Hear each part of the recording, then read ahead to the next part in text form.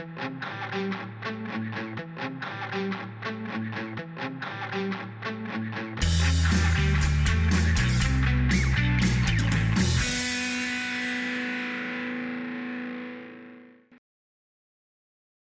and welcome to an episode of FinTech Focus TV with me, Toby. Today, I am very excited to introduce you to Salisa and Lottie from MoneyLIVE. How are you guys? Very well, thank you. How are you? Very good indeed. Thanks. Very good indeed. So MoneyLIVE's coming up. It is the 26th and 27th of June over in Chicago. This is the first time you've been out in North America with the show. I've just been hearing loads about it, and I've got to say I'm even more disappointed that I can't make it over to this particular one.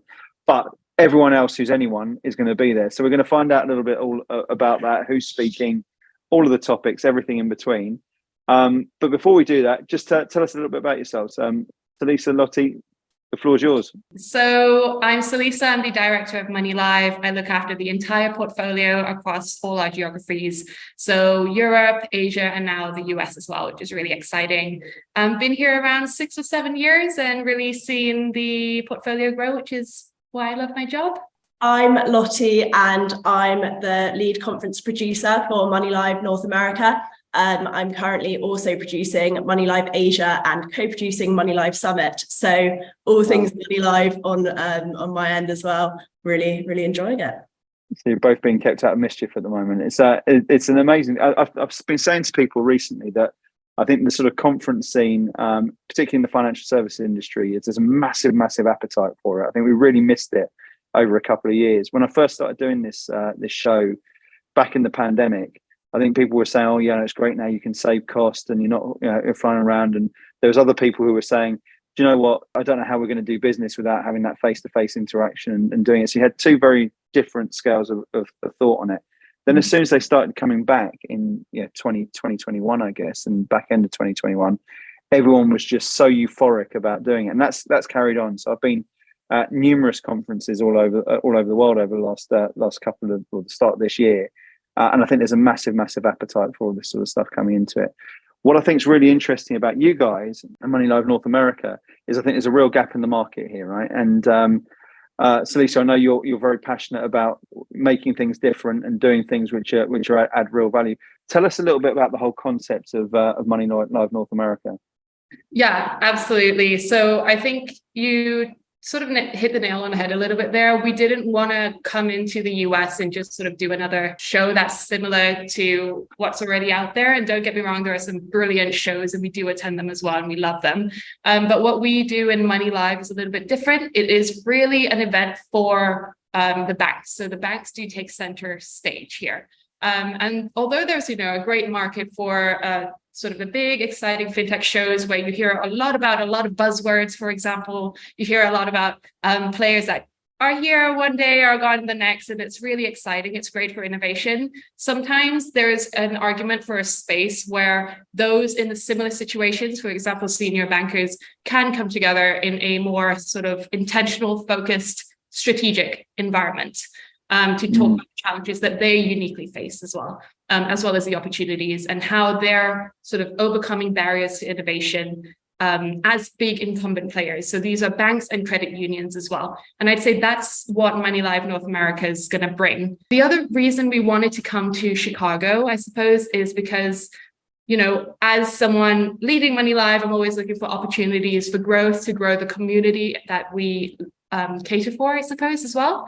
And in North America, in Chicago, and also, I suppose, easy access Toronto, there wasn't really anything similar that was created for the banks, particularly there. And there was a huge sort of almost a little bit niche area where there is so much demand that we found, but nobody actually doing anything in that space. And of course, we thought it was a perfect chance for us to bring the MoneyLIVE show over to North America in Chicago as well. Such a great economic.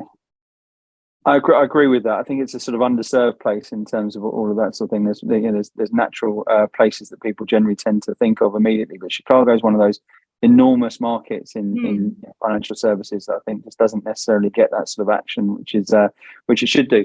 And I think the numbers which you're talking about are testament to that. For a first-time show to be looking at and on track for 500 plus delegates is awesome work, and probably testament to not only the venue and the location of what you're doing, but also the need for that particular bit.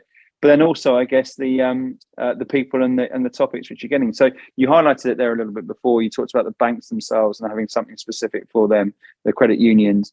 I love the fact that there's a page in your brochure which do download if you're interested in getting across to the show and head to the website. It's a really well put together brochure, I think. So kudos to whoever put that one in place. But I think that sort of community based thing where you look at banks, regulators, credit unions, disruptors, payments, cards, big tech companies. There's a really interesting ecosystem there, all of whom can benefit from being at the show.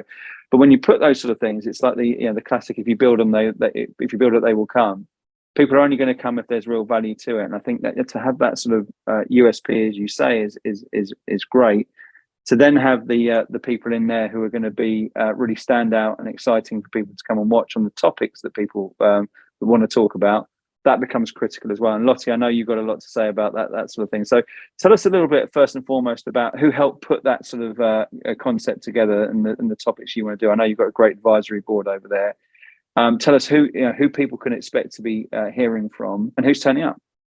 Yeah, absolutely. So we're currently on around 48 speakers, which is absolutely excellent.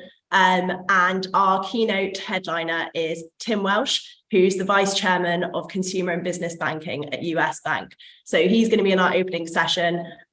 We've also got Mark Parker, who's the Executive Vice President, Head of Operations at TD Bank.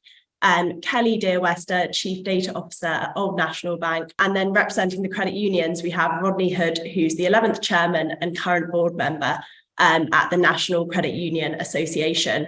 So we have some really good speakers there. I could go on because the list has, if I do say so myself, some very strong speakers. It's super impressive, isn't it? I looked at the names, I looked at the caliber, the credibility.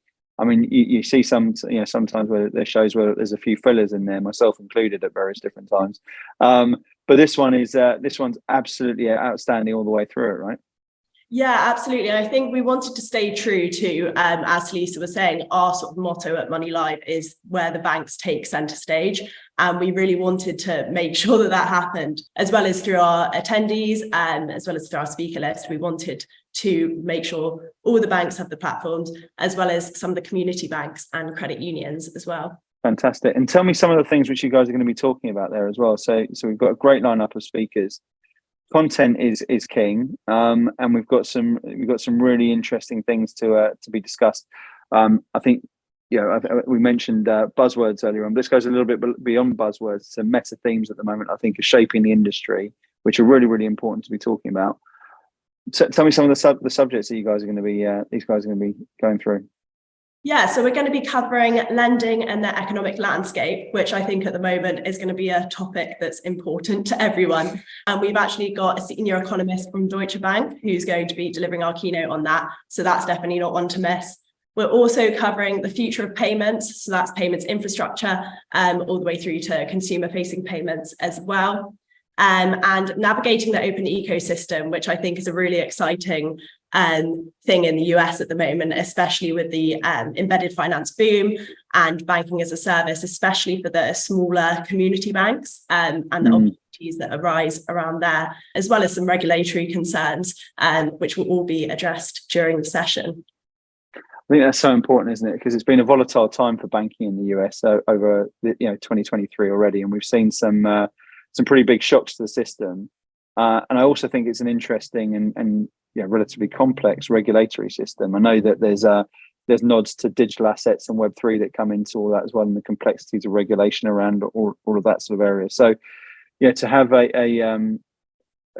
guess exactly what you've spoken about, getting these people together to have that peer-to-peer ability to solve and to talk through things and to be able to hit these topics up is a major plus that the conference can give, right?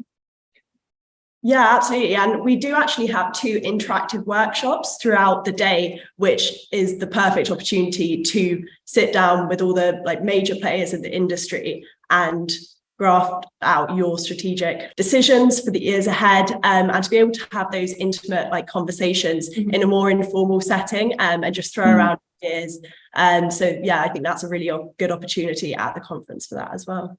I did see a nod in the brochure to, and this is probably why I'm even more disappointed not to be there. I did see the nod to 2 big nights out was actually written in the text as well. So tell me a little bit about what 2 big nights out looks like.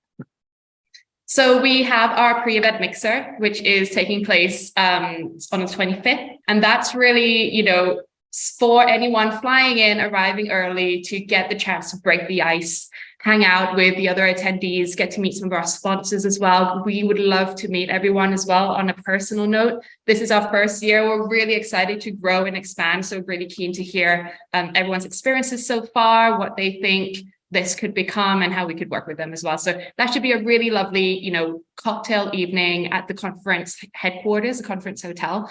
And then the big show, the big after party, which MoneyLIVE is well known for, is Untitled, which is a Prohibition era style bar in Chicago. It's a super cool venue, really cool. And we can expect some live music, cocktails, and I think it's renowned for its whiskey. So biggest whiskey collection in Chicago, I believe. Don't quote me on that, but there's going to be a beautiful whiskey bar and some tastings available as well. So I cannot wait for that. So I bet when that live music comes out, we can expect to hear you 2 serenading the group as well, I presume. Yeah, well, there has been some history of us taking an after party onto karaoke, so it's lucky that will happen this year. Watch this space. We also had a nod earlier on to that agenda and to some of the areas you're talking about.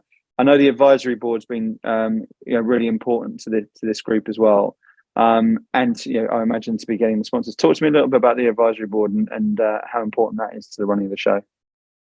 Yeah, so as it being our first year in the US, we wanted to make sure that our content was as targeted as possible to truly reflect the interests of the industry. So therefore, we got together this advisory board, which includes Benjamin Maxim, who's the Chief Digital Strategy and Innovation Officer at MSU Federal Credit Union, Sumit Arora, who's the SVP Enterprise Payment Strategy at Wells Fargo, and Harman Jahal, who's the SVP Market Leader, Texas and Illinois at US Bank. So, we've got some really good names on there, and that's just a few of them who have really helped us shape the content and make sure that we're hitting, all the angles to attract the keen players in the market. I want to talk about that as well, Salisa. There's 500 people there. There's I want people who are in our network to reach out and get in touch with you about this as well. Tell me who this is aimed. Who are the ideal delegates to be going there? Who shouldn't be missing out at the moment, and who are they going to be meeting when they go there? So I would say there's sort of 2 parts to this. The first part are sort of any senior decision makers, anyone really leading any departments, influencing any sort of group strategy at the banks and big credit unions in the US. It's open, obviously, to all banks in the US and beyond, and in Canada and beyond. But where it's situated, I'd say definitely if you're based in the Illinois area or Toronto even, you should definitely be here. It's not one to miss. The other arm of it is that, of course, like in the banking ecosystem, there are supporting ecosystem players. So core banking system providers, technology providers, and even large innovative fintechs and neobanks, digital-only banks. These, if you're one of those or, something similar there, you should definitely be there as well. You'll get a chance to meet a huge number of banks, really senior people looking holding probably similar values, looking to solve the same solutions, that you are passionate about the same things. And there's so much structured networking for everyone to get together. It's really awkward when, I'm sure you've been there, where you attend a conference maybe by yourself and nobody speaks to you and there's no workshop or anything for you to get involved in. So we're definitely keeping that front of mind to make sort of network, again, very much intentional. One-to-one meetings are really easy to take place. And then we have some great after parties to facilitate ice breaking, karaoke, and everything you could ever want, because that's really where the magic happens, is when you meet people sort of and make connections at a deeper level, I would say. Especially with that whiskey bar by the sounds of it. Yeah, exactly. Definitely will do. I love the whole prohibition theme of it as well. So I think there's loads there which you've just spoken about that I think is really interesting. And when you talk about the bit there for providers to go in there, this is a what I love is community, and I love the idea of people coming together and collaborating. And I think, this is an industry which traditionally, in my mind, has always been very sort of secretive. No one wants to have people copying their homework, and they've sort of kept themselves to themselves and sort of had an arms race to see who could get to the similar ideas quicker. And I don't think it's been great at sharing. And actually, I think the last 5 to 10 years, particularly with the advance of digital innovation, and then actually the pandemic alongside that as well, I think people recognise the need to collaborate, and the stories around that. And I think, with the troubles that we've had over the last couple of years in particular, or a couple of months in particular, I think that ability to go peer to peer, to open the kimono and help people out, is absolutely fundamental there, to be putting these shows together. And then actually, from the sounds of it, thinking ahead to saying, right, how can we connect these people and make it as fun to an extent, but also easy to make those connections, and not be the person who sat around there pretending to be on your phone in the corner of the room, awkwardly sitting around. So yeah, again, massive respect for you putting all that together. So we know where it is. It's over in Chicago, 26th and 27th of June. Tell us how people should be getting in touch, how they can log on and register and everything around that sort of line as well. What's the best way of them taking this further forward? So the best way in terms of coming on as a delegate, as an attendee, is to simply visit the website. And if you scroll down, there's a ticket section. We do have a few select FinTech, sort of FinTech founders passes that you can apply for. It's almost a bit of a competition in our sort of first year there. We're doing a bit of a sort of, I guess, handout to the community where they can pitch why they deserve to be there, alongside all these giant banking titans as well. And then those who really impress us will get some complimentary tickets to attend to. So that's another way you can come if you qualify, and all the sort of parameters are listed on the website too. But otherwise, there are lots of delegate tickets there that you can purchase and attend to join us in our first year. We would love you to have you there. And also, if you do want to speak, I think that we could just about squeeze a couple more speaking positions into the program. So Lottie is your girl. I think that there is a apply to speak button on the website as well, which will take you directly to Lottie. Anything to add, Lottie? No, if not, you can always contact me directly through my LinkedIn. Yeah, me too. Lottie, I was just going to say on that, if there's people there who you could squeeze into the agenda, are there any areas there which you'd particularly like to hear people on? Yeah, so digital transformation and fraud and financial crime is one area where we could definitely squeeze a few more in, but I'm more than happy to provide further details if they drop me a message on LinkedIn or an email. Perfect. Well, she'll be tagging both of you in on all this, and look, I wish you massive luck for what sounds like a brilliant show. I'm going to ask you one final question, which I haven't prepped you for before this, but I'm going to ask both of you to say there's one thing that you're really looking forward to about this event, and it can't be the whiskey bar or the karaoke. Tell me what's really exciting you about what's coming up at MoneyLIVE. You didn't include not being able to say about the deep dish pizza and the thing that I'm most looking there we go. I think I'm most looking forward to bringing the MoneyLIVE community to the US. I was speaking to someone who speaks at a lot of our UK events, and they said that one thing they love about our events is the community, and they come to our summit year on year and see the people they know, and it's really nice to catch up, and it becomes almost like a little family. So I'm really excited to bring that to the US and keep that going for the years to come. Absolutely. Well, that's the beauty of it, isn't it? The first time that you're there in the States, and the opportunity to take that into an institution, a tradition. And I love the when you go to events that are sort of 10, 15 years old, and you see people who've been there for every single one of them. Yeah. That sort of founding family of the whole thing is a great thing to see happen. So I'm excited about it. I'm really looking forward to seeing what you guys can do with it. I'm looking forward to hearing all about it, seeing all the pictures, and I know it'll be a great success. So listen, thank you very much for coming on the show today. Thank you all for listening. Please do go to the website, have a look at it, and get yourself involved in what's going to be the event of June in North America, right? Yeah, absolutely. Great stuff. Listen, thanks so much for coming, both of you, and I look forward to hearing from both of you about this. We should do a post event interview. You can tell me all about it. Yeah, absolutely. And then anyone who wants to get involved in next year, watch this space and reach out to us as well, because we're starting thinking and planning about that now. Super. Well, listen, lovely to meet you both. Thanks a lot again. And thank you all for watching. We will see you soon on another episode of FinTech Focus TV. Thanks a lot.